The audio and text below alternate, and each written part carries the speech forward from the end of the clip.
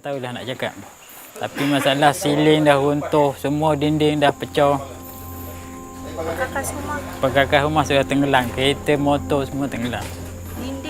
Dinding dah retak dah.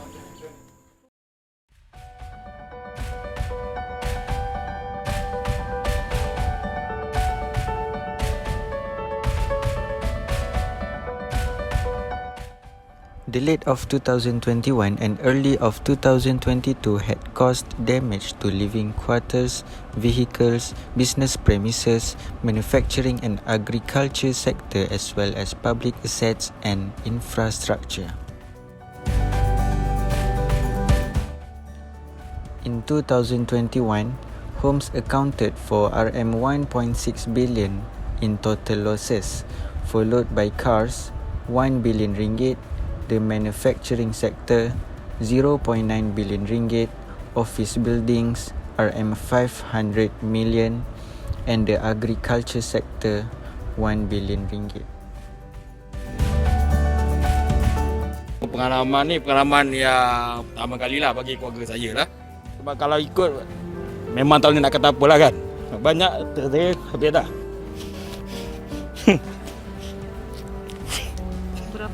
Berapa kalau boleh, kalau tidak keberatan Nur kongsikan abang, kereta total loss juga? Total loss. Berapa buah kereta? 2 biji. 2 biji betul motor dah 3 ya? Motor 3. Semuanya dah total loss. Saya pun belum lagi anggaran kan.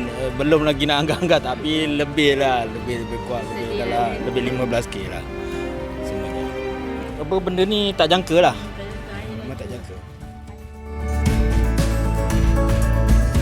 This research is to examine flood risk perception and to explore the preferences of flood insurance schemes that flood victims are willing to pay. Theory that have been used for this research is theory of planned behavior.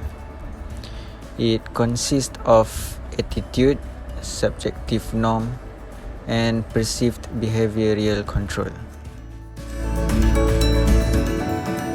Dan kita mulakan dengan perkembangan terkini di mana jumlah mangsa ditempatkan di Pusat Pemindahan Sementara PPS menunjukkan pertambahan setakat jam 12 tengah hari tadi. Mangsa banjir di 5 negeri iaitu Terengganu, Perak, Kelantan, Pahang dan Johor yang dipindahkan meningkat kepada lebih 25,000 orang setakat tengah hari ini. There are more than 3 million people were affected by the flood disaster in Malaysia.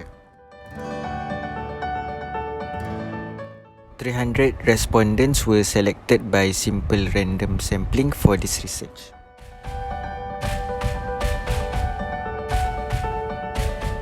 From the survey, majority of our respondents are between 21 to 30 years old. Many of them are degree holder. 29.4% of our respondents are from East Coast Malaysia. Many of them work in private sector. The majority monthly income of our respondent is 1501 ringgit to 2500 ringgit. For the preferred cost to pay for flood insurance, majority of them choose below 100 ringgit. We found out that the people in Malaysia do realize how severe impact flood disaster can affect them. From the questionnaire collected, flood disaster really give bad impact on the victim's financial position and health condition. The victims do aware of there is no flood insurance that stand alone, and some of them are willing to pay for additional perils if they take insurance, but they do not afford for the additional perils cost since they have tight budget to pay the insurance premium. There are only around 4% from the overall respondent are willing to pay and afford for the additional perils premium. Many of them do not have savings to pay for the additional perils. This shows their financial position limits them to buy additional perils protection for their property.